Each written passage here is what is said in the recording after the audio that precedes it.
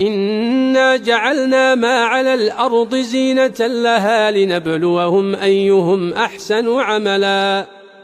وإنا لجاعلون ما عليها صعيدا جرزا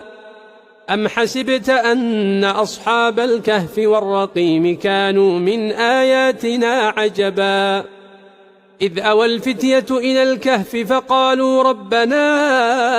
آتنا من لدنك رحمة وهيئ لنا من أمرنا رشدا فضربنا على آذانهم في الكهف سنين عددا ثم بعثناهم لنعلم أي الحزبين أحصى لما لبثوا أمدا نحن نقص عليك نبأهم بالحق